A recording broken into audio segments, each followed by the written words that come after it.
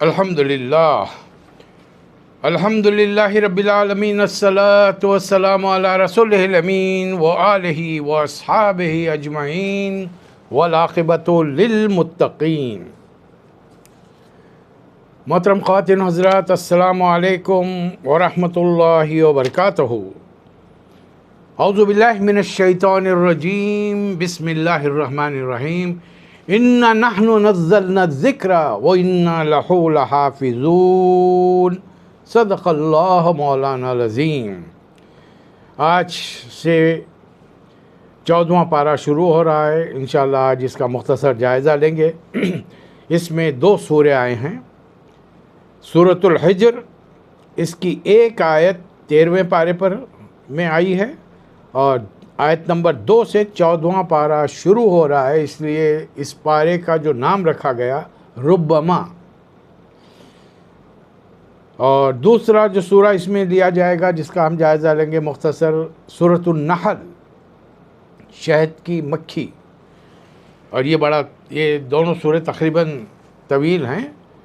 سورۃ الحجر 99 آیات پر مشتمل ہے، اور سورۃ النحل 128 آیات پر، 128 آیات پر مشتمل ہے، یعنی آلموسٹ دونوں کو اگر ملا لیں تو ہم 227 آیتیں کچھ بن جاتی ہیں جو ایک پارے میں آئی ہیں۔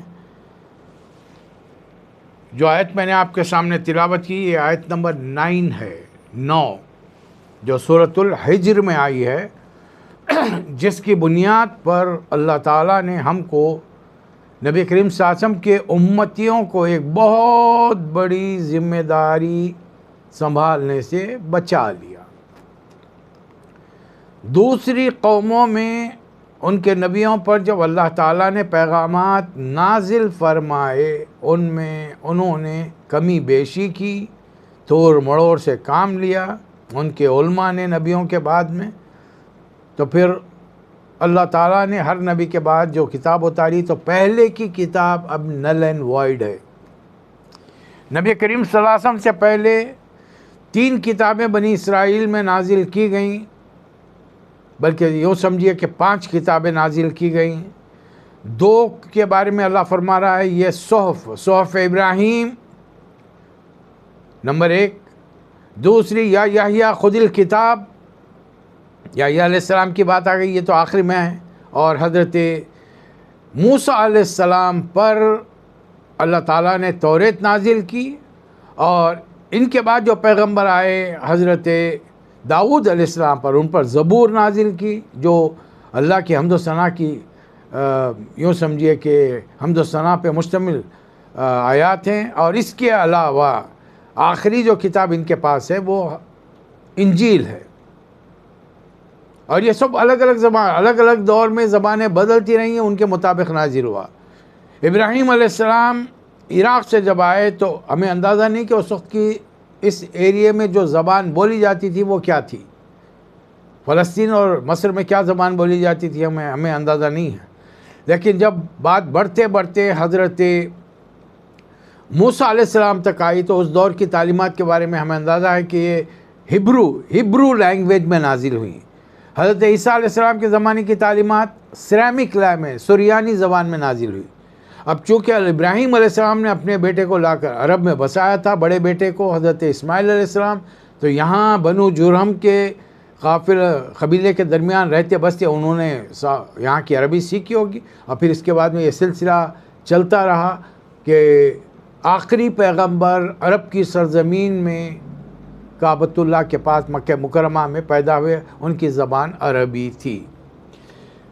دوسری زبانوں میں جو تبدیلیاں آئیں، جو اس کے اندر ملاوٹ کی گئی، اللہ تعالیٰ نے اس کی بنیاد پر، چونکہ قیامت تک کے لوگ کبھی بھی کسی وقت دنیا کے کسی علاقے، رنگ، روپ، نسل، زبان کے بولنے والے اسلام کے دائرے میں داخل ہوں گے، محمد صلی اللہ علیہ وسلم کی امتی بنیں گے۔ اس لیے اس کتاب کی ذمہ داری اللہ تعالیٰ نے اپنے سپرد لے لی۔ میں ایک بار پھر اس آیت کو دہرا رہا ہوں، اِنَّا نَحْنُ نَزَّلْنَا الذِّكْرَ، رہا یہ ذکر تو اس کو ہم نے نازل کیا ہے، وَإِنَّا لَهُ لَحَافِظُونَ، اور ہم خود اس کے نگہبان ہیں، اس کے نگران ہیں۔ اب آئیے پارہ شروع ہو رہا ہے، ربما اللہ فرما رہا ہے کہ ہم نے جو کتاب نازل کی ہے یہ قرآن مبین ہے، جو باتوں کو کھول کھول کر بیان کرتا ہے، اور یہی ایک وقت آئے گا کہ وہ لوگ جنہوں نے دعوت اسلام کا انکار کیا تھا، ربما یود الذین کفروا لو کانوا مسلمین، وہ پچھتا پچھتا کر کہیں گے کہ کاش ہم اللہ کے فرما بردار بن گئے ہوتے۔ یہ جو مسلم اور کفر کا ٹرمینالوجی ہم استعمال کرتے ہیں، یہ جان لینا چاہیے، لوگوں کو سمجھانا چاہیے۔ مسلم وہ ہے جو اوبیڈینٹ ہوتا ہے towards his lord, towards his prophet, اپنے خدا، اپنے خالق بنانے والے اور اس کا پیغام پہنچانے والے نبی کا فرما بردار ہوتا ہے۔ یہ مسلم کہلا جو اللہ اپنے کریٹر کی، اپنے خدا کی، اپنے تخلیق کرنے والے خالق کی اور اس کے پیغام لانے والے نبی کی دعوت کا، باتوں کا انکار کرتا ہے، اسے کفر کہتے ہیں۔ یہ کوئی گالی نہیں ہے، یہ کوئی گالی نہیں ہے، یہ سمجھانے کی ضرورت ہے بڑے پیار سے، بڑے محبت کے ساتھ۔ پھر اللہ نے فوری بتا دیا کہ دیکھو اے نبی صلی اللہ علیہ وسلم، چھوڑیے ان کو، یہ اپنے کھانے پینے اور ہنسی مذاق کے کھیلوں میں الجھے رہیں اور جھوٹی امیدیں ان کو دلاسا دلاتی رہیں، لیکن ان کو معلوم ہونا چاہیے کہ ان کے اطراف میں جو بستیاں کھنڈر کی شکل میں پڑی ہوئی ہیں، ہم نے کتنی بستیوں کو ہلاک کیا، وما اہلکنا من قریۃ الا ولہا کتاب معلوم، ہم نے جس قوم کو بھی ہلاک کیا ہے اس کو ایک خاص مہلت عمل دی، نبی کو بھیجا، تعلیمات دیں، اس کے بعد میں قوم میں اور دیگر اچھے لوگ آئے، لیکن جب قوم بالکل ہی نہیں مانی تو پھر اللہ نے اس قوم کو پکڑ لیا۔ وہ لوگ کیا کہتے تھے اپنے نبیوں سے، وقالوا یا ایھا الذی نزل علیہ الذکر ان کنت انک لمجنون، وہ اپنے نبیوں سے کہتے کہ اے وہ شخص جس پر یہ ذکر، یہ قرآن، یہ کتاب جو بھی ہے نازل کی گئی ہے، یقیناً تو دیوانہ ہے، نعوذ باللہ من ذلک، لو ما تأتینا بالملائکۃ ان کنت من الصادقین، اگر اب تم سچے ہو اپنی بات میں تو فرشتوں کو ہمارے سامنے لاؤ۔ اللہ تعالیٰ اس کا جواب فرما رہا ہے، ما ننزل الملائکۃ الا بالحق، ہم جب فرشتوں کو نازل کرتے ہیں تو وہ حق کے ساتھ اترتے ہیں اور پھر لوگوں کو مہلت نہیں دی جاتی، وما کانوا اذا منذرین، اور پھر ان کا حساب کتاب کر دیا جاتا ہے، انہیں مہلت نہیں دی جاتی۔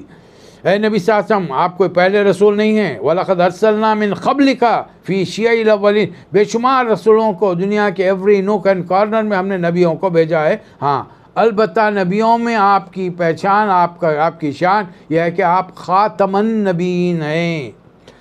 اور ایک بات یہ بھی جان لیجئے کہ وَمَا يَأْتِيهِم مِّن رَّسُولٍ إِلَّا كَانُوا بِهِ يَسْتَهْزِئُونَ، جب کبھی کوئی نبی کسی علاقے میں، کسی قوم میں آیا، انہوں نے اس کا مذاق اڑایا، اور اللہ کی تعلیمات ان مذاق اڑانے والے مجرموں کے دلوں میں سلاخ کی طرح گزر گئی۔ آپ کے ساتھ بھی یہی معاملہ یہ لوگ کر رہے ہیں کہ جس قوم نے، جن لوگوں نے، جن کا کہیں نہ کہیں کچھ نہ کچھ پشتوں میں جا کر سلسلہ نسب آپ سے ملتا ہے، 43 سال جنہوں نے آپ کو صادق، امین، نیک، متقی، پرہیزگار انسان جانا اور مانا، آج وہی لوگ آپ کو مجنون کہہ رہے ہیں۔ دیکھیے اگر ہم آپ کے لیے وَلَوْ فَتَحْنَا عَلَيْهِمْ بَابًا مِّنَ السَّمَاءِ، ہم زمین آسمان پر دروازے کھول دیتے اور دنیا کے انسان اس میں فَظَلُّوا فِيهِ يَعْرُجُونَ، دنیا کے لوگ اس میں چڑھتے ہوئے اوپر چلے آتے تو کیا کہتے، لَقَالُوا إِنَّمَا سُكِّرَتْ أَبْصَارُنَا بَلْ نَحْنُ قَوْمٌ مَسْحُورُونَ، وہ کہتے کہ ہماری آنکھوں پر جادو کر دیا گیا ہے، ہم لوگ ایسے لوگ ہیں جن پر جادو کا اثرات ہو چکے ہیں۔ پھر اللہ تعالیٰ زمین آسمان کی اور زمین کی پیداوار کے مثالیں دے رہا ہے، اور ایک چیز کا اطمینان دلا رہا ہے دنیا کے تمام لوگوں کو، دیکھو اگر تم دنیا میں 100 پیدا ہوتے ہو اس زمین پر انسان، ہم 110 کے لیے رزق اتارتے ہیں، ہمیں معلوم ہے، اور ہم صرف تمہیں کو رزق نہیں دیتے، درین چرین پرند سمندری مخلوق، ایک ایک چیز، صفی پتھر کے کیڑے کو غذا ملتی ہے پتھر سے، ہر کسی کا رزق ہمیں معلوم ہے کس کو کیا چاہیے، اور اس کے علاوہ مقدار ہمیں معلوم ہے۔ وَجَعَلْنَا لَكُمْ فِيهَا مَعِيشَةً وَمَن لَّسْتُمْ لَهُ بِرَازِقِينَ، اور ہم نے تمہارے لیے معیشت کے اسباب فراہم کیے ہیں، اور بہت سی مخلوقات کے لیے جن کے رزاق، جن کے کھلانے پلانے والے تم نہیں ہو۔ اور یہ بھی جان لو، اِن مِّن شَيْءٍ إِلَّا عِندَنَا خَزَائِنُهُ، ہمارے پاس ہر چیز کے خزانے ہیں، لیکن وما ننزلہ الا بقدر معلوم، اور ہم جو چیز نازل کرتے ہیں، اتارتے ہیں لوگوں کے لیے، اس کی مقدار ہمیں معلوم ہے کہ کتنا اتارنا ہے اور کتنا نہیں۔ اب یہاں سے آیت نمبر 25 کے بعد سے 26 سے اللہ شروع کر رہا ہے، ہم نے انسان کو مٹی سے پیدا کیا، لیکن وَلَقَدْ خَلَقْنَا الْإِنسَانَ مِنْ صَلْصَالٍ مِنْ حَمَإٍ مَسْنُونٍ، سڑی گلی بدبودار سوکھی ہوئی مٹی کے گارے سے بشر پیدا کیا۔ لیکن انسان سے پہلے جو ہم نے ایک مخلوق پیدا کی وہ ہے وَالْجَانَّ خَلَقْنَاهُ مِنْ قَبْلِ۔ آپ کو یاد ہوگا، اگر آپ جاننا چاہیں تو میں نے اپنی سیرت قرآن تقاریر میں جو یوٹیوب پر آلریڈی میرے ہی نام سے صاحبزادہ محمود کے نام سے اپلوڈ ہیں، اور الحمدللہ ثم الحمدللہ پاکستان سے 2 کتابیں شائع ہو چکی ہیں، ایک مدنی دور پر مشتمل ہے، دوسری مکی دور پر۔ اس میں نے واضح طور پر جب ابتدائی کائنات کے میں نے واقعات بیان کیے تو میں نے ترتیب یہ رکھی تھی، کائنات میں اللہ نے کن کہہ کر یہ کائنات بنا دی۔ مخلوقات میں سب سے پہلے فرشتوں کو تخلیق کیا، پھر اس کے بعد میں جنوں کو، تیسرے نمبر پر انسان، یعنی ہمارے آنے سے پہلے، ہمارے وجود بخشنے سے پہلے اللہ تعالیٰ نے فرشتوں اور جنوں کو آلریڈی زندگی عطا کر دی تھی۔ اس لیے اللہ تعالیٰ فرما رہا ہے کہ جب یاد کرو وقت تمہارے رب نے فرشتوں سے کہا تھا انی خالقم بشرم من صلصال من حمإ مسنون فإذا سویتہ ونفخت فیہ من روحی فقعوا لہ ساجدین، جب میں اسے پورا بنا چکوں اور اس میں اپنا حکم، اپنی روح ڈال دوں تو تم سب اس کے آگے سجدے میں گر جانا۔ اللہ کا حکم مان کر یہ ساری تفصیلات آپ کو کئی جگہ پہ ملیں گی قرآن مجید میں۔ آدم اور حوا علیہ السلام کے ساتھ شیطان کا ذکر 7 مرتبہ آیا ہے۔ ساروں نے سجدہ کیا، لیکن ابلیس جو جنوں میں سے تھا، کچھ لوگوں نے اس کو فرشتہ بنا دیا، کچھ لوگوں نے اس کو فرشتوں کا استاد بنا دیا۔ ایک بات ضرور تھی کہ اس کی جو نالج تھی فرشتوں کے عام فرشتوں کے مقابلے میں تھوڑی سی زیادہ تھی۔ اسی بنیاد پر جب آدم علیہ السلام اللہ نے حکم دیا کہ آدم کو سجدہ کرو، یہ اکڑ گیا، اور اس نے اپنی اکڑ کا الزام نعوذ باللہ من ذالک اللہ ہی پر ڈال دیا کہ پروردگار تو نے مجھے بہکایا، بما غویتنی، تو نے مجھے ورغلایا ہے، مجھے بہکایا ہے تو نے، ورنہ میں اس قابل تھا، اس بات کا مستحق تھا کہ میرا علم اور میری قوتیں دیکھ کر تو مجھے زمین کی خلافت خود بخود اپنی جانب سے ادا کرتا، جبکہ عطا فرماتا، جبکہ اللہ تعالیٰ نے پوری مخلوقات کو جمع کر کے ایک سوال کیا، کون ہے بھائی تم میں سے آگے بڑھ کر اس ذمہ داری کو سنبھالیں؟ انا عرضنا الامانۃ علی السماوات والارض والجبال فابین ان یحملنها واشفقن منها وحملها الانسان۔ جب اللہ نے آفر کیا اس وقت تو سب ڈر گئے، خاموش بیٹھے رہے۔ حضرت آدم علیہ السلام ابھی علم نہیں رکھتے ہیں، معلومات نہیں رکھتے ہیں، اس علم کے اعتبار سے وہ بھی اندھیرے میں ہیں، لیکن آگے بڑھ کر ذمہ داری قبول کی تو اللہ تعالیٰ نے ان کی حقیقت بتا دی۔ انہ کانا ظلوما جہولا، علم نہیں تھا ان کے پاس، یعنی لا علمی جہل ہے۔ علم رکھنا علم کی بات ہے، بس نالج رکھیں گے علم عالم والی بات ہوگی، نالج نہیں رکھیں گے جہل والی بات ہوگی۔ سارے فرشتوں نے سجدہ کیا سوائے ابلیس کے۔ اللہ نے پھر پوچھا یا ابلیس و مالک اللہ تکون مع الساجدین، تو نے تمام لوگوں کے ساتھ سجدہ کیوں نہیں کیا؟ تو اس نے کہا کہ میں اس بشر کو سجدہ کروں گا جس کو تو نے سڑی گلی مٹی سے بنایا ہے۔ اللہ نے فرمایا تو یہاں سے نکل جا فإنک رجیم، اور تجھ پر میری لعنت ہوگی قیامت تک۔ اس نے پھر وہ اللہ کو اللہ مانتا ہے، لیکن اس کے اندر ایک کبر نام کی صفت پائی جاتی ہے جو اللہ کو سخت ناپسند ہے۔ وہ اللہ کو مانتا ہے، ایک یہ جملہ سنیے خاص، اور اپنے پر میں اور آپ اپنے پر اس کو فٹ کرنے کی کوشش کریں، اس لیے کہ ہم سب اللہ کے ماننے والے ہیں۔ ابلیس اللہ کو مانتا تھا، اللہ کی نہیں مانتا تھا۔ اللہ کو اللہ کہہ رہا ہے لیکن اللہ کا حکم نہیں مان رہا۔ اللہ کو اللہ سمجھ کر وہ اللہ سے مہلت مانگ رہا ہے۔ کسی کو معلوم ہے کہ عمر اور اس دنیا کی زندگی اللہ ہی کے ہاتھ میں ہو. وہ حی و قیوم ہے، یحیی و یمیت ہے. زندگی موت اس کے قبضہ قدرت میں ہے، اس لیے وہ اللہ سے مہلت کیا مار رہا ہے.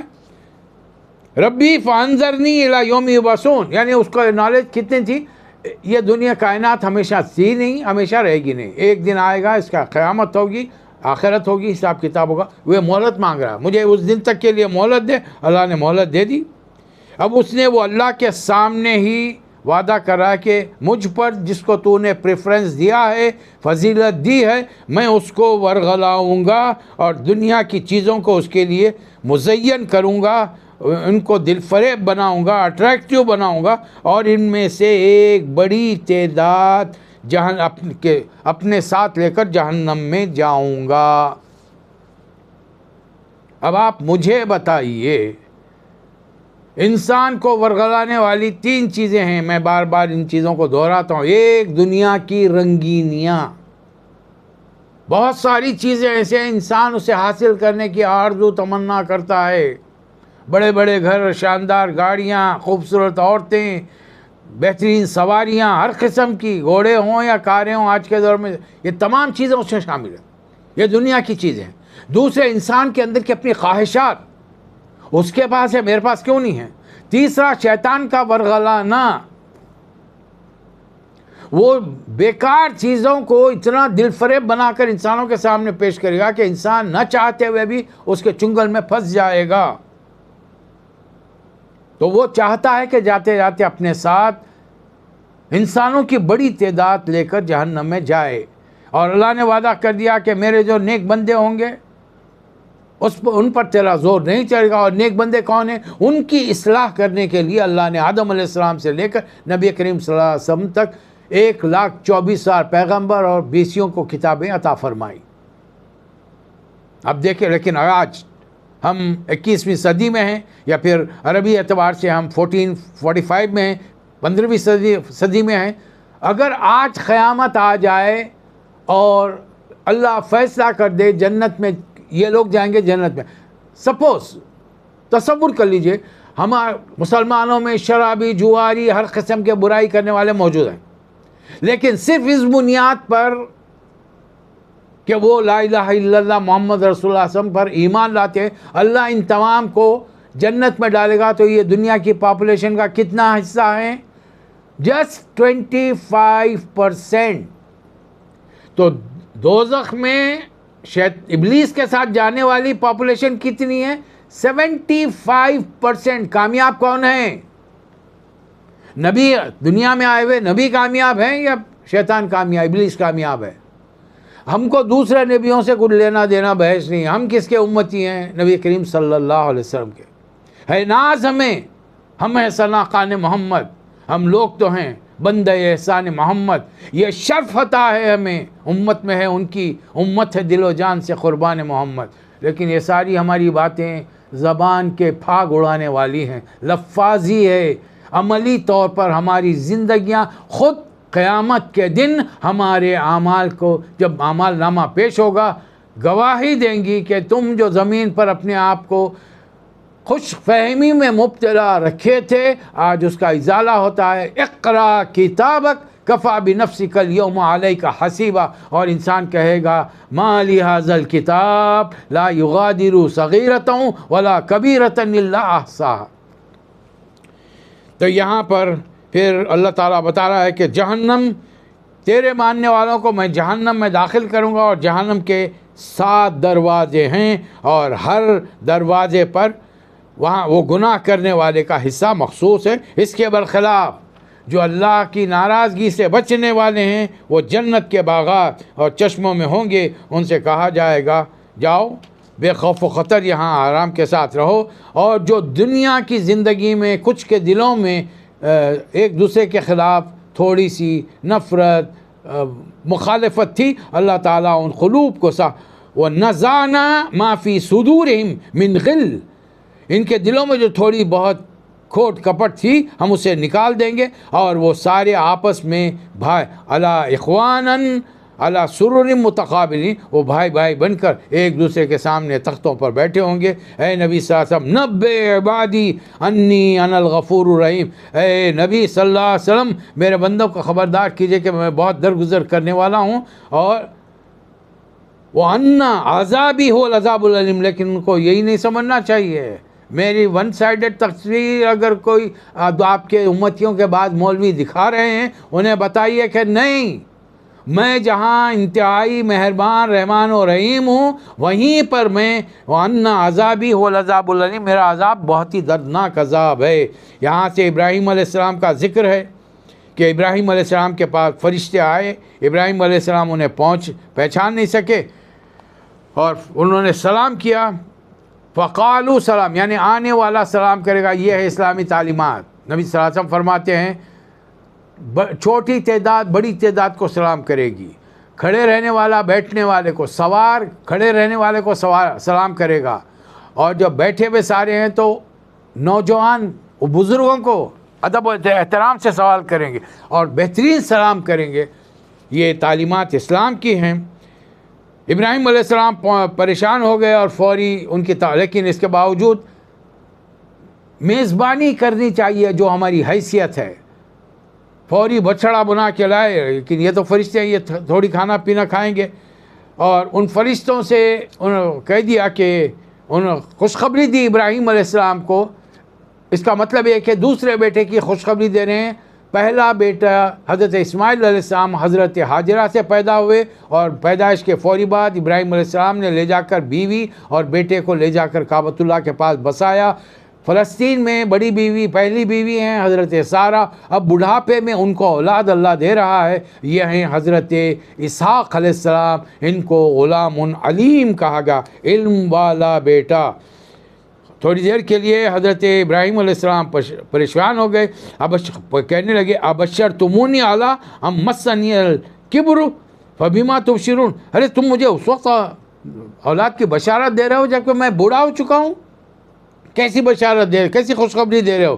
انہوں نے کہا کہ اپنے آپ کو اللہ کی رحمت سے مایوس مت سمجھو۔ تو ابراہیم علیہ السلام نے جواب دیا کہ اللہ کی رحمت سے تو گمراہ لوگ ہی مایوس ہوتے ہیں۔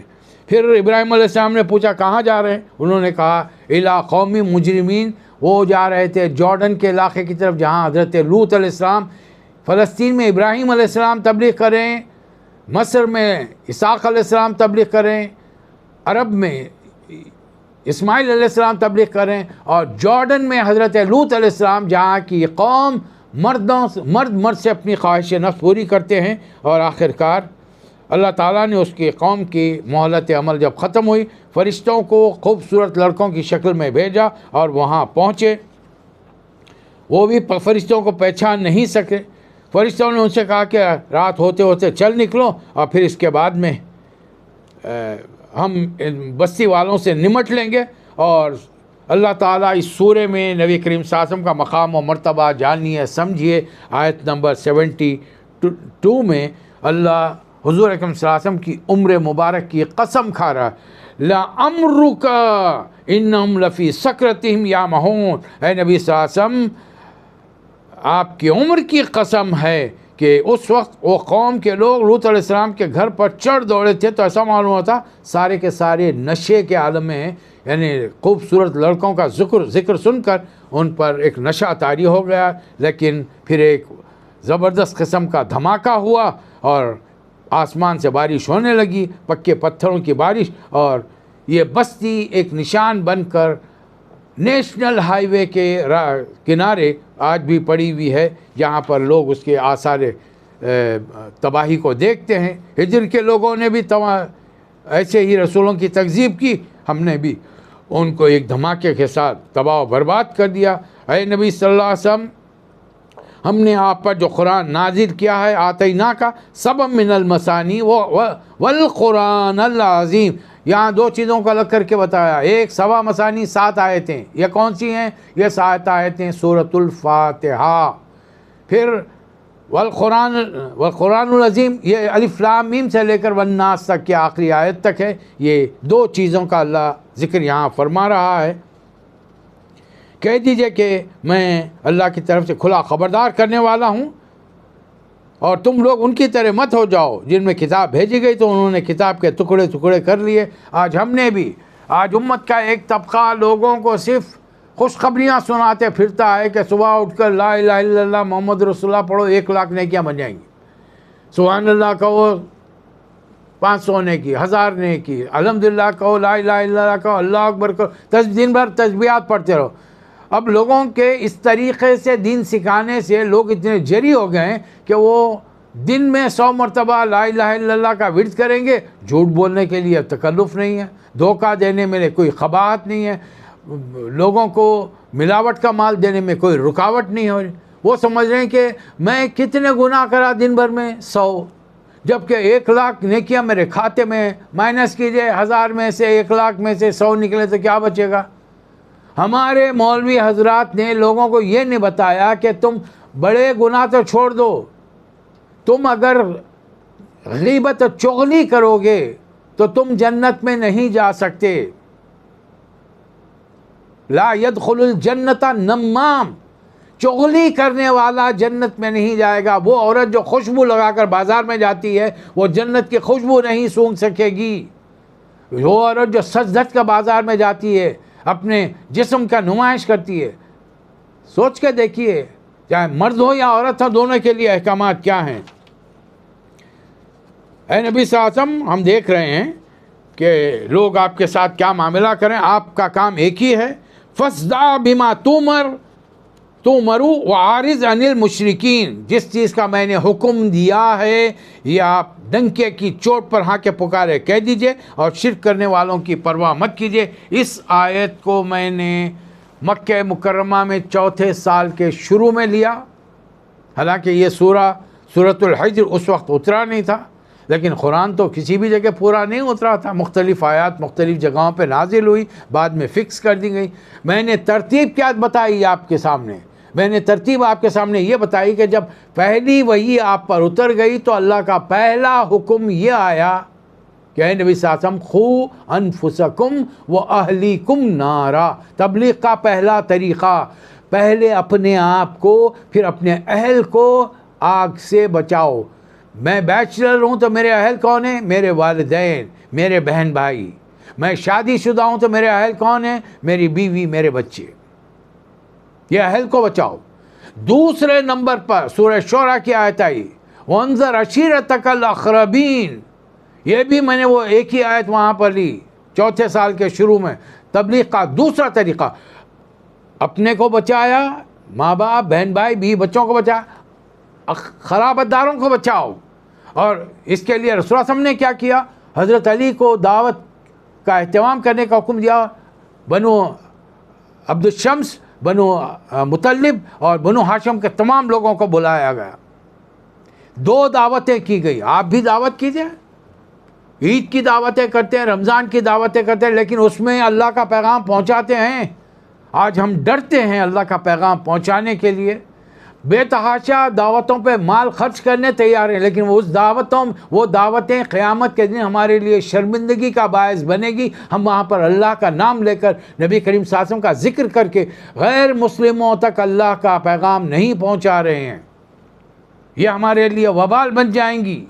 دعوت کیجئے، قریبی رشتہ داروں کو بلائیے، جو اپنے ملکوں میں ہیں وہاں پر یہ دعوتوں کا اہتمام کیجئے. غیر مسلموں کو بلائیے اور صرف پازیٹیولی بتائیے. ہم روزہ رکھتے ہیں تو کیوں رکھتے ہیں؟ ان کی بنیادی وجوہات کیا ہیں؟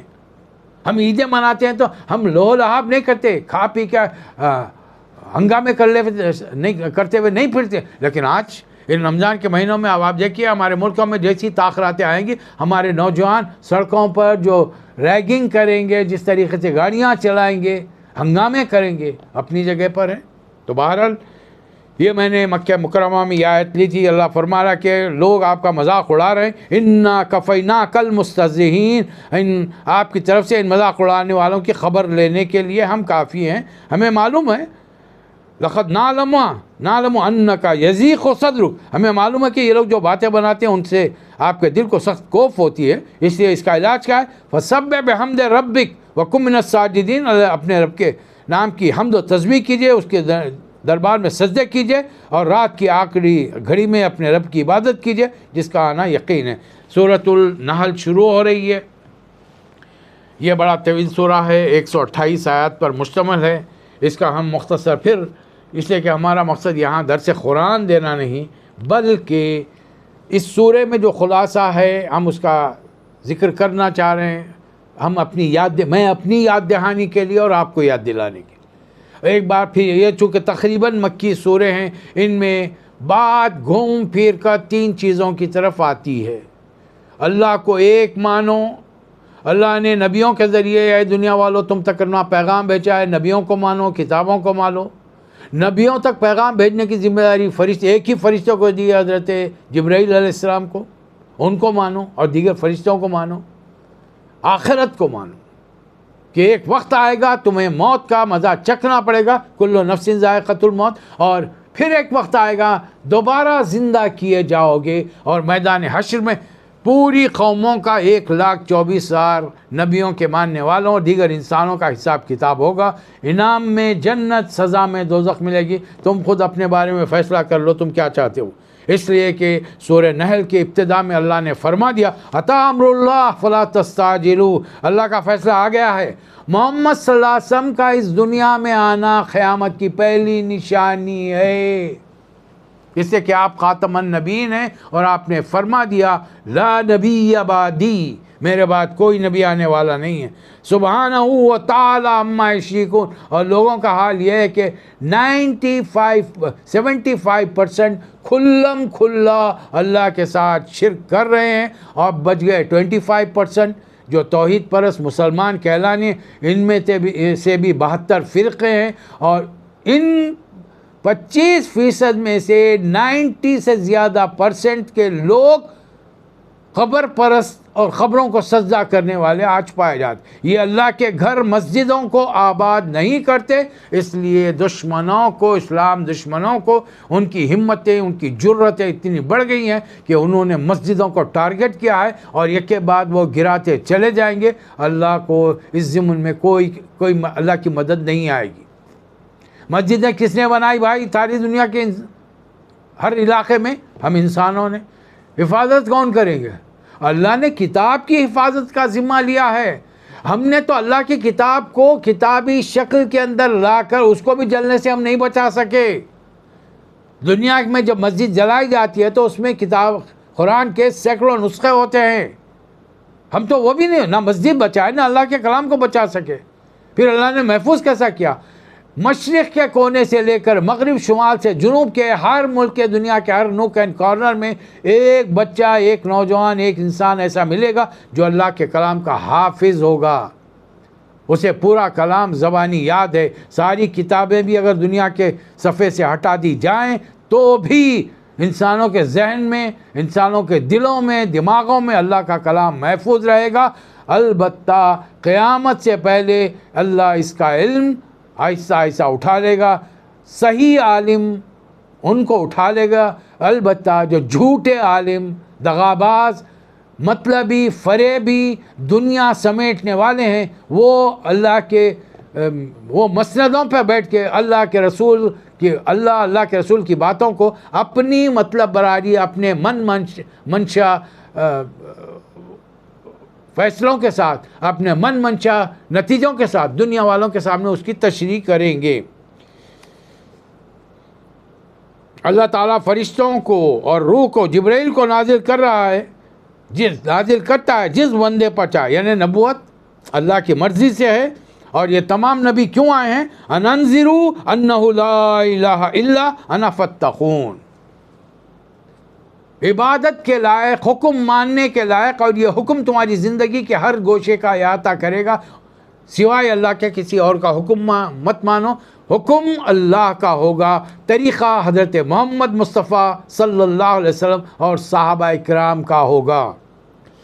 اللہ نے زمین و آسمان بنائے حق کے ساتھ، اور اسی سے لوگ شرک کرتے ہیں۔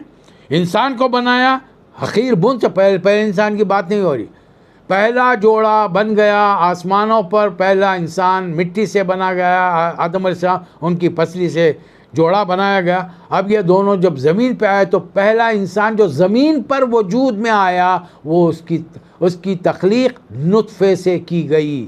عورت اور مرد کے جسم سے جو پانی شہوت کے وقت نکلتا ہے اسے نطفہ کہتے ہیں. ان میں سے بھی ایک جرثومہ مرد کے مادے میں سے، ایک جرثومہ عورت کے مادے میں سے لے کر اس سے اللہ ایک انسان تخلیق کرتا ہے. پھر اس کے علاوہ ہم نے انسان کے علاوہ والانعام خلقہا، ہم نے جانور پیدا کیے، ان کی جلدوں میں تمہارے لیے پوشاک ہے، ان کے جسم کے گوشتوں کے اندر تمہارے لیے خوراک ہے اور بے شمار قسم کے فائدے ہیں. جب ان جانوروں کو تم صبح چرنے کے لیے لے جاتے ہو یا بھیجتے ہو، شام لاتے ہو، تم دیکھ دیکھ کر ان کے خوش بھی ہوتے ہو. اور یہ جانور تمہارا بوجھ اٹھا کر ایسے ایسے مقامات پر جاتے ہیں جہاں تم پہنچنے کا سوچ نہیں سکتے، اس لیے کہ تمہارا رب بڑا رؤوف و رحیم ہے. ان جانوروں میں تمہارے لیے کیا کیا ہیں؟ والخیل والبغال والحمیر، گھوڑے، خچر، گدھے، تاکہ تم سواری ان پر کرو، یہ تمہاری زندگی کی رونق بھی بنے. اور ان میں بہت سارے فائدے ہیں جو وقت کے ساتھ تمہارے ساتھ آتے رہیں گے. ان سواریوں کے علاوہ بھی تمہارے لیے اللہ ایسی ایسی اپنی زمین ہی کی اشیاء سے سواریاں بنوائے گا تمہارے ذریعے کہ تم سوچ یخلق ما لا تعلمون. آج سائیکل سے شروعات ہوئی، بنڈی سے شروعات ہوئی، آج ہمارے سیٹلائٹ، ہمارے راکٹس کائنات کے اندر کہاں کہاں گھوم رہے ہیں، آپ سوچ نہیں سکتے، اندازہ نہیں لگا سکتے. اللہ نے آسمان سے پانی اتارا، اس میں سے تمہارے پینے کا بھی پانی ہے اور اسی کے اندر تم جانوروں کو بھی پلاتے ہو، اور اسی پانی سے اللہ نے تمہارا بھی رزق کا بندوبست کیا، جانوروں کے چارے کا بندوبست کیا ہے. اس سے کیا کیا نکلتے ہیں؟ زیتون، نخیل، انگور، قسم کل ثمرہ، ہر قسم کے میوے اس میں نکلتے ہیں. ان تمام چیزوں میں لوگوں کے لیے نشانی ہے، وہ لوگ جو غور و فکر سے کام لیتے ہیں. آج سے 500 سال پہلے تک مسلمان قرآن سے چمٹے ہوئے تھے، تو دنیا کے بڑے سے بڑے سائنٹسٹ اور علماء ہمارے پاس تھے، بڑے سے بڑے فزیشین، میتھمیٹیشین، سرجن سارے ہمارے پاس تھے. لیکن گزشتہ 500 سال سے قرآن سے ہم نے ناطہ توڑ لیا. ہمارے مولویوں نے ہم کو آ کر صرف یہ سکھایا کہ الف لام میم اتنا کہہ دو 30 نیکیاں کھاتے میں لکھی گئی. صبح اٹھو لا الہ الا اللہ محمد رسول اللہ کہو، 1,00,000 نیکیاں لکھی گئیں. شام میں سوتے وقت لا الہ الا اللہ محمد رسول اللہ کہو، سیدھی کروٹ سو، تم جنتی بن گئے. اب کیا ضرورت پڑی ہے جھوٹ سے بچنے کی، دھوکے سے بچنے کی، ملاوٹ سے بچنے کی؟ کسی چیز کی کیا ضرورت ہے؟ جب ہمارا بینک بیلنس بڑھتے جا رہا ہے نیکیوں کا، تو یہ چھوٹی موٹی ایک غلطیاں ہیں، یہ تو گناہ ہوتے رہیں گے ہم سے. ان چیزوں نے کم از کم بر صغیر کے، جو ہر دنیا کے ہر ملک میں یہ مسئلہ ہے، لیکن بر صغیر کے مسلمانوں نے اپنے آپ اپنا ناطہ، اپنا تعلق قرآن سے، حدیث سے توڑ لیا. حالانکہ آپ کو جان کر تعجب ہوگا، قرآن کو خطاطی کے ذریعے لکھنے میں بہترین خط کے ذریعے کسی نے سجایا ہے تو دے آر ٹرکش پیپل، ترکی لوگ ہیں.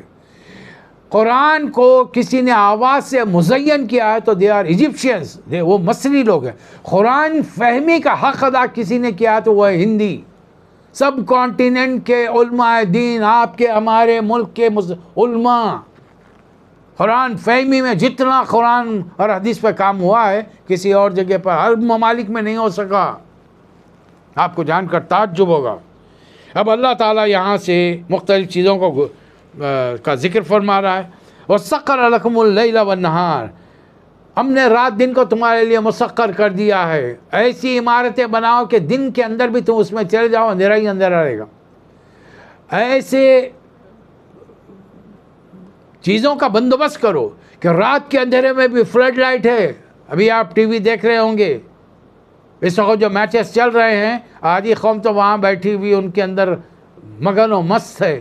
اس کو نہ اللہ کی پرواہ ہے، نہ رسول کی پرواہ ہے، نہ اس مقدس مہینے کا ہے. اور وہ لوگ بھی چن چن کر ایسے عبادت کے دنوں کا انتخاب کرتے ہیں کہ اس قوم کی بڑی تعداد ان لہو و لہب میں ملوث ہو جائے. اب دیکھیے سب کانٹیننٹ میں فلموں کا افتتاح کس دن ہوتا ہے، چاہے وہ مسلمان ایکٹر کی فلم ہو یا نان مسلم کی، جمعہ کے دن. فرسٹ ڈے فلمیں ریلیز ہو رہی ہیں. آج شہر کے راستے کہاں جا کے ختم ہو رہے ہیں؟ فلاں تھیٹر پر. اور وہ دن کون سا ہے؟ جمعہ کا دن. وہ جمعہ مسلمانوں کی عید کا دن ہے. اس زور سے اور عصر کے درمیان ایک ایسی ساعت ہے کہ اللہ ہر دعا قبول کرتا ہے. اور بندے کہاں بیٹھے ہیں؟ ایک بڑی تعداد تھیٹروں میں بیٹھی ہے, بلیک میں ٹکٹ خرید کر بیٹھی ہے. دن میں رات کا ماحول تم نے کر لیا, رات کے اندر دن کا ماحول. آج بڑے بڑے میدانوں میں وہ لائٹ ہے کہ پن اگر سوئی گر جاتی ہے تو آپ کو نظر آ جاتا ہے. پھر اللہ تعالیٰ نے تمہارے لیے چاند اور سورج اور تاروں کو مسخر کیا ہے, ان میں بڑی نشانی ان کے لیے جو عقل سے کام رکھتے ہیں. پھر تو اللہ نے تمہیں زمین سے تمہارے لیے زمین میں پیداوار بے شمار چیزیں رکھی ہیں, ان کے مختلف الوان, ہر چیز کے رنگ الگ ہیں. جانوروں میں کبھی ڈاکیومنٹری دیکھیے زمین کے پرندوں کی, زمین کے مخلوقات کی, سمندری مخلوقات کی, کلرنگ کو دیکھ کر, آپ ایک ایک کلر کو دیکھ کر, ان کی ایک ایک شکل کو دیکھ کر آپ کی زبان سے صرف سبحان اللہ کے علاوہ کچھ نہیں نکلے گا. ان چیزوں میں نشانی ہے ان کے لیے جو سبق حاصل کرتے ہیں. اللہ نے سمندر کو مسخر کر دیا. آج ہزاروں ٹن وزن سامان اٹھا کر ہماری کشتیاں سینکڑوں میل کی رفتار کے ساتھ دوڑتی ہوئی چلے آتی ہیں, اور اس سمندر سے تمہارے لیے تازہ گوشت اور زینت کی چیزیں, مونگے, موتی اس میں سے آتے ہیں. اور ہمیں تمہارے لیے اس میں بزنس کا راستہ رکھا ہے کہ اللہ کا فضل تلاش تب تغوا من فضلی, یہ ان کے لیے ہے جو غور و خوض سے. پھر ہم نے تاروں کو تمہارے لیے قدرتی علامات بنائیں تاکہ رات کے اندھیرے میں سمندر ہو یا صحرا ہو تمہیں ڈائریکشن بتانے والے بنے. اور زمین پر ہم نے پہاڑوں کی میخیں گاڑ دیں تاکہ زمین جو سورج کے اطراف گھوم رہی ہے, کب معلوم ہوا؟ کس کی نبوت کے زمانے میں معلوم ہوا؟ محمد صلی اللہ علیہ وسلم کی. ورنہ گزشتہ 2 صدی پہلے تک آخری نبی جو آئے تھے حضرت عیسیٰ علیہ السلام جو ابھی آسمانوں پر ہیں, ان کے ماننے والوں کا عقیدہ یہ تھا, انہوں نے اپنے ایک آدمی گیلیلیو کو اس لیے پھانسی دی کہ اس نے جب ریسرچ کی, تحقیقات کی, ایکسپریمنٹس کیے, دوربین بنائی اور یہ دنیا والوں کے سامنے مسئلہ رکھا کہ زمین سورج کے اطراف گردش کر رہی ہے, تو لوگوں نے پھانسی دے دی کہ ہمارے مذہب کے خلاف جا رہا ہے, زمین ٹھہری ہوئی ہے. ان کا عقیدہ یہ تھا کہ زمین ٹھہری ہوئی ہے اور دوسرے تارے اس کے اطراف میں گردش کر رہے ہیں.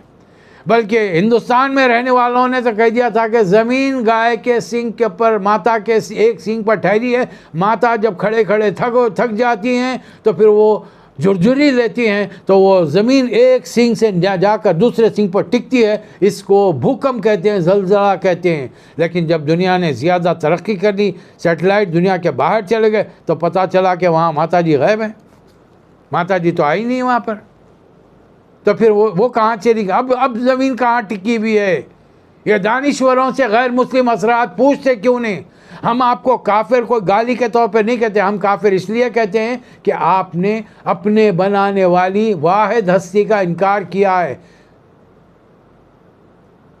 اگر آپ مان لیتے تو ہم بھی آپ کو مسلم کہتے تھے کہ اس کو مانو, اس پوری کائنات کو بنانے والے کو مانو. آپ کی مقدس کتابوں میں اس بنانے والے کا نام برہما ہے, اس بنانے والے کا نام ایشور ہے. ہماری عربی میں وہی نام اللہ کے نام سے جانا جاتا ہے. اگر تم لوگ اللہ کی نعمتوں کو گننا چاہو تم گن نہیں سکتے. وَإِن تَعُدُّوا نِعْمَتَ اللَّهِ لَا تُحْصُوهَا. اب ایسی ہستی کو چھوڑ کر دنیا والے کس کو پکار رہے ہیں؟ وَالَّذِينَ يَدْعُونَ مِن دُونِ اللَّهِ. تم ان لوگوں کو پکار رہے ہو, لا يخلقون شيئا وهم يخلقون, جو خود پیدا نہیں ہوئے بلکہ ان کو پیدا کرنے والا بھی کوئی ہے. اور ان میں سے اللہ تعالیٰ ان خبر پرستوں کو کھول کر بات انہیں بتا رہا ہے, تم جن بزرگوں کو خدا کے درجے میں رکھے ہو, چاہے وہ مسلم ہو یا غیر مسلم ہو, وہ مردہ, امواتن, وہ مردہ ہیں, غیر احیائن, ان میں زندگی نام کی کوئی چیز نہیں ہے.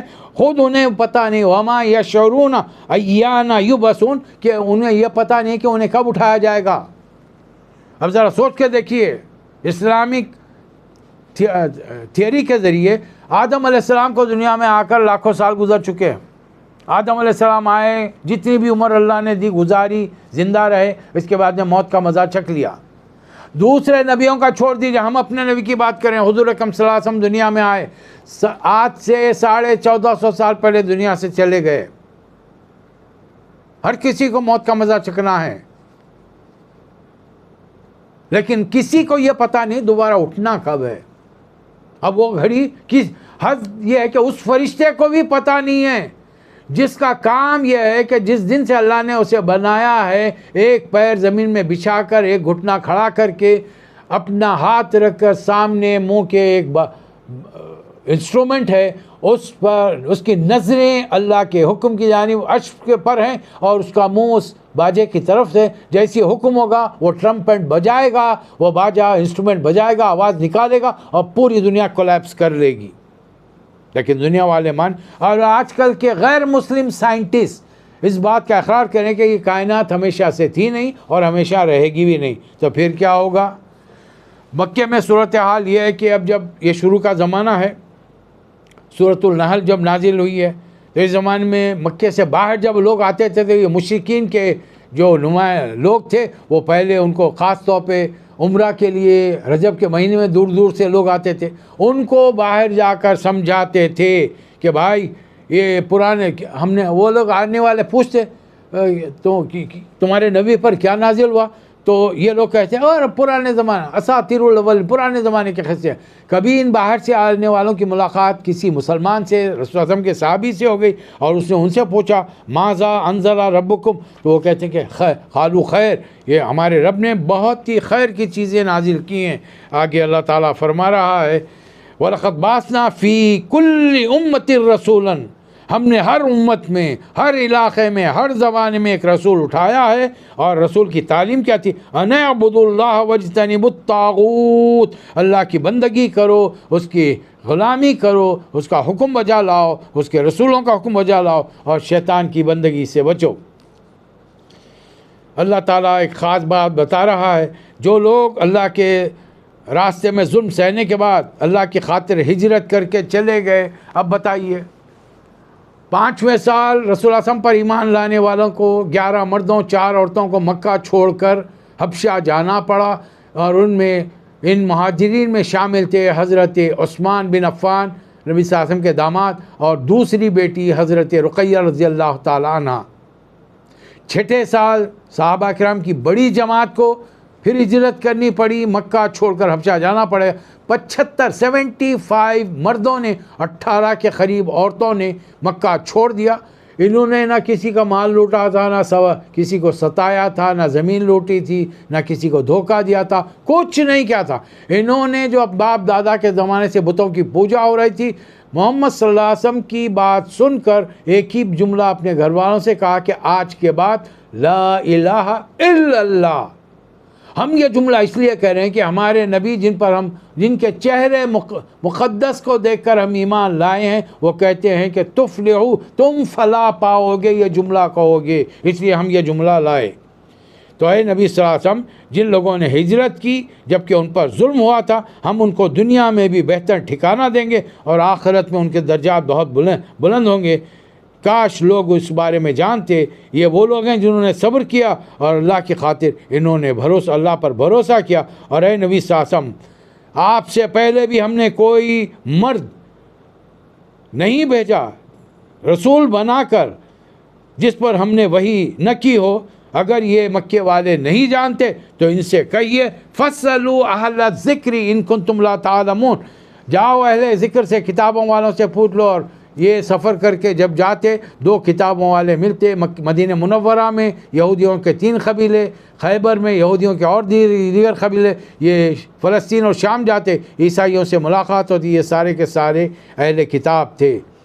آپ سے پہلے بھی ہم نے کتابیں نازل کی ہیں، وَأَنزَلْنَا إِلَيْكَ ذِکْرَ، آپ پر یہ قرآن نازل کیا ہے، اور آپ سے پہلے ہم نے زبور نازل کیا تھا۔ ہم چاہیں تو آپ کے خلاف جو لوگ بدترین چالیں چل رہے ہیں ان کو زمین میں دھسا دیں، یا چلتے پھرتے کسی بھی حالت میں انہیں پکڑ لیں، لیکن یہ لوگ ابھی بات سمجھ نہیں رہے۔ کیا لوگ دیکھتے نہیں ہیں دنیا کی ہر چیز اللہ کو سجدہ کر رہی ہے؟ اس کے سائے جب زمین پہ پڑتے ہیں تو وہ اللہ کو سجدہ کرنے کے برابر ہے۔ اس لیے اللہ کا حکم ہے قال اللہ لا تتخذوا الہین اثنین، اللہ کا فرمان ہے کہ دو خدا نہ بناؤ، انما ہوا الہ واحد فایایا فرہبون، وہ تو بس ایک ہی خدا ہے، لہذا تم اسی سے ڈرو۔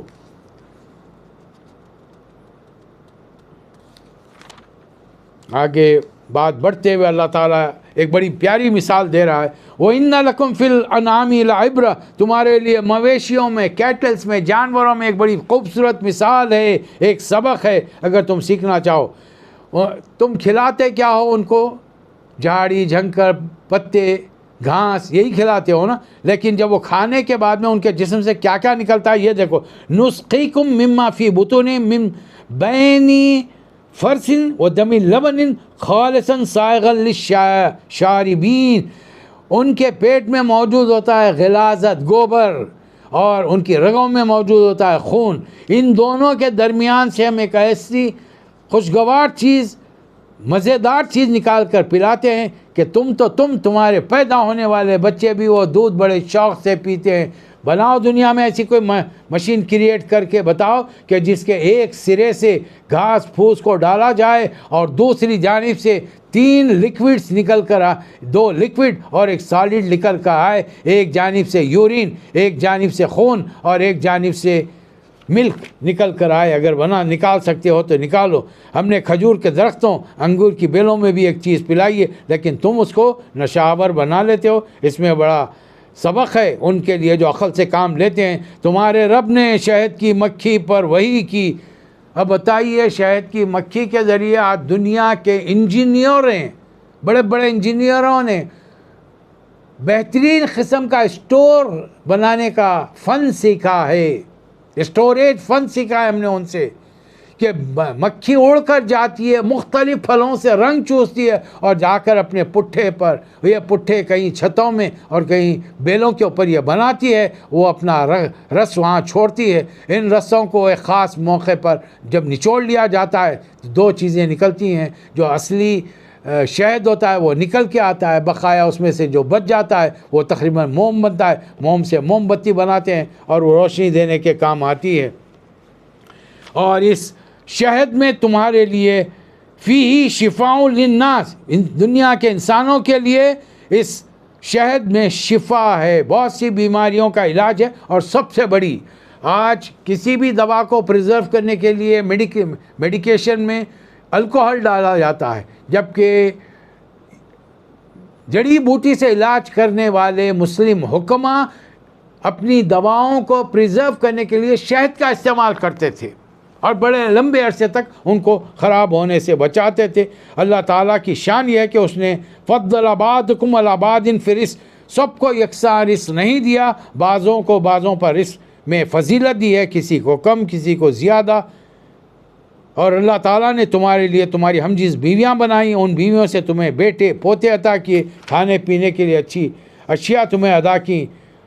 اللہ ایک مثال دے کر سمجھا رہا ہے، ایک غلام ہے جو دوسروں کا نوکر اختیار نہیں رکھتا، کئی لوگوں کا غلام ہے وہ، اب ہر آدمی اپنا حکم چلانے کی کوشش کر رہا ہے۔ دوسرا ایک آدمی ہے جو ایک ہی آدمی کا غلام ہے۔ ان دونوں کے اندر کون سی مثال تمہارے لیے بہتر نظر آ رہی ہے؟ اللہ نے تمہارے لیے تمہارے گھروں کو سکون کی جگہ بنایا، تمہارے لیے جانور کی کھالوں میں ایسے چھوٹے چھوٹے ٹینٹس بنانے کے لیے جسے تم سفر اور قیام کی حالتوں میں استعمال کرتے ہو، ان جانوروں کے اون اور ان کی بالوں سے تم بے شمار چیزیں کھانے پینے کی یعنی پہننے کی تیار کرتے اپنے لیے۔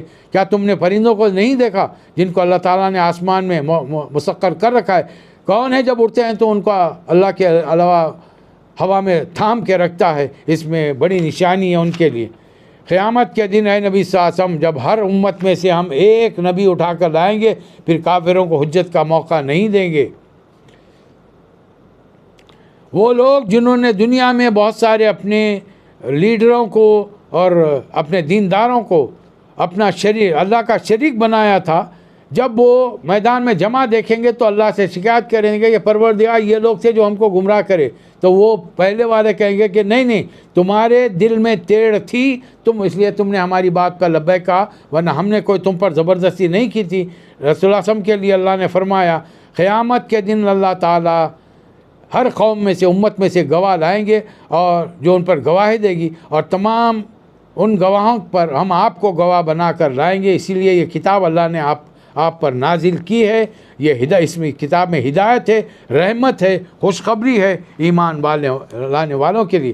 آیت نمبر 90، باوجود یہ کہ میں نے سورہ کا نام آپ کے سامنے بیان کر دیا ہے، پھر بھی میں آپ سے ایک سوال کر رہا ہوں۔ آیت نمبر 90 میں آپ کے سامنے تلاوت کر رہا ہوں، ذہنوں پر زور دے کے اپنے دل میں جواب دے لیجئے یا پیپر پر جواب لکھیے کس سورہ کی آیت ہے۔ ان اللہ یامر بالعدل والاحسان وایتاء ذی القربى وینہی عن الفحشاء والمنکر والبغی یعظکم لعلکم تذکرون۔ چلیے میں آپ کے سامنے ایک ہنٹ دے رہا ہوں، ہم جمعہ کا دن ہے، دیر میں اٹھتے ہیں، نہا دھو کے بھاگے جاتے ہیں، گرمی کے موسم میں اندر اے سیوں میں بیٹھنے کی کوشش کرتے ہیں، وہاں جاتے نیند طاری ہوتی ہے۔ نیم غنودگی کے عالم میں بھی بے شمار مصلی جب اس آیت کو سنتے ہیں وہ ہڑبڑا کے اٹھتے ہیں کہ اب نماز سے اٹھنے کا وقت آ گیا۔ صرف سورہ کا نام بتائیے مجھے نہیں، اپنے آپ کو بتائیے۔ اب یہ معنی کیا ہے اس ایک آیت کے معنی کیا ہیں؟ اللہ تمہیں حکم دے رہا ہے عدل، احسان، صلہ رحمی کا، 3 نیکیوں کا حکم دے رہا ہے اور 3 چیزوں سے روکا، بدی، بے حیائی، ظلم و زیادتی سے منع کر رہا ہے۔ وہ تمہیں نصیحت کرتا ہے تاکہ تم سبق حاصل کرو۔ حضرت علی کی خلافت کے بعد بڑے لمبے عرصے تک عرب کے مختلف علاقوں میں، خاص طور پہ مدینہ منورہ میں، مسجد نبوی میں حضرت علی، حضرت حسن، حضرت حسین وغیرہ رضی اللہ تعالیٰ اجمعین کو فحش، گالی گلوچ، ان کے خلاف شان میں گستاخیاں کی جاتی تھیں۔ پھر جب حضرت عمر بن عبدالعزیز کی خلافت کا دور آیا، انہوں نے پہلا حکم جاری کیا، آئندہ سے جمعے کی نماز میں اس آیت کی تلاوت ہوگی، اور وہ آیت تھی ان اللہ یامر بالعدل والاحسان وایتاء ذی القربى وینہی عن الفحشاء والمنکر والبغی یعظکم لعلکم تذکرون۔ آگے چل کر اللہ تعالیٰ اخلاقی تعلیمات میں ہمیں سکھا رہا ہے، اے مسلمانوں وَلَا تَتَّخِذُوا أَيْمَانَكُمْ دَخْلًا بَيْنَكُمْ، اپنی قسموں کو ایک دوسرے کو دھوکہ دینے کا ذریعہ مت بناؤ، ورنہ تم آپس میں دھوکے بازی میں نقصان پہنچانے میں لگے رہو گے تو دوسری قوموں کے مقابلے میں تمہاری ہوا اکھڑ جائے گی، تمہارے قدم نہیں جم سکیں گے اور تم شکست دوچار ہو۔ ایک حکم دیا جا رہا ہے آیت نمبر 98 میں، وَإِذَا قَرَأْتَ الْقُرْآنَ فَاسْتَعِذْ بِاللَّهِ مِنَ الشَّيْطَانِ الرَّجِيمِ، قرآن جب کبھی تلاوت کیا جائے اعوذ باللہ من الشیطان الرجیم یقیناً پڑھنا چاہیے۔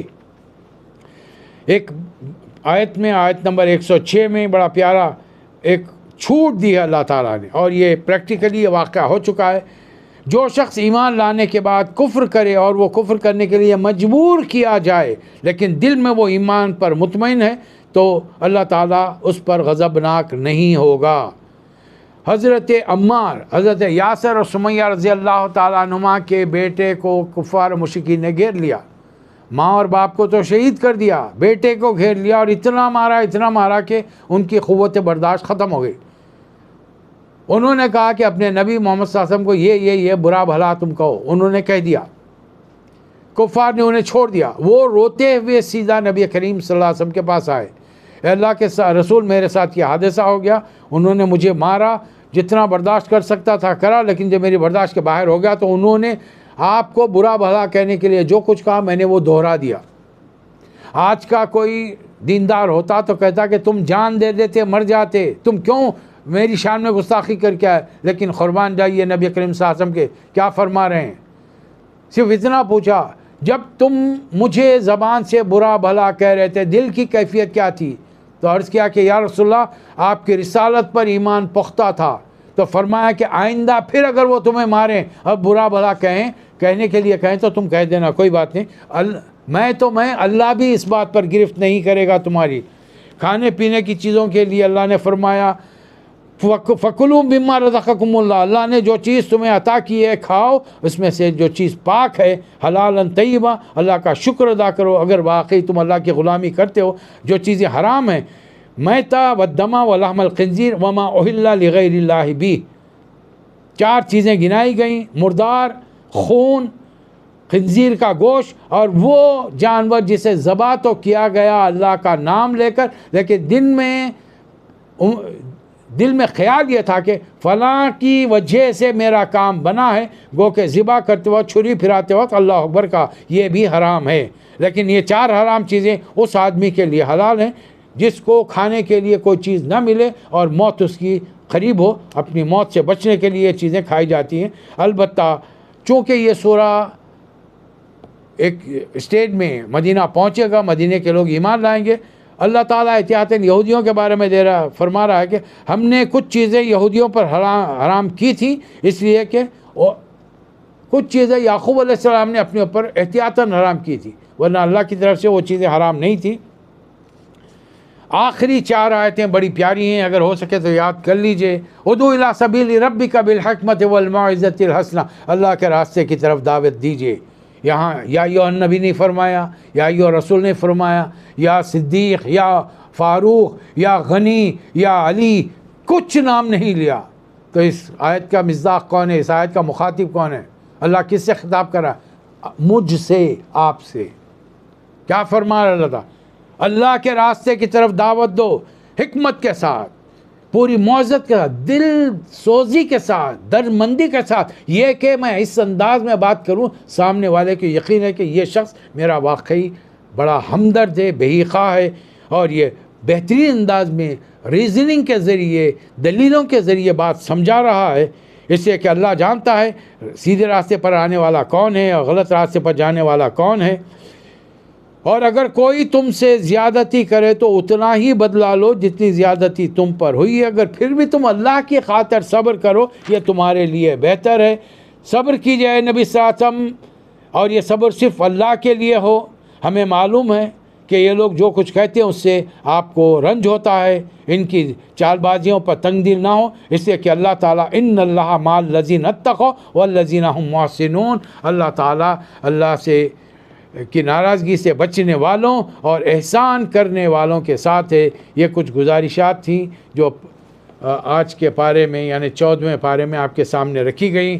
15واں پارہ شروع ہو رہا ہے، اگر احتیاطاً آپ سورۃ الاسراء، اور یہ جو عربی قرآن عرب میں چھپتا ہے اس کا نام اسراء ہے، ان سب کانٹیننٹ میں جو قرآن چھپتا ہے اس کا نام ہے سورہ بنی اسرائیل، 17 نمبر کا سورہ ہے۔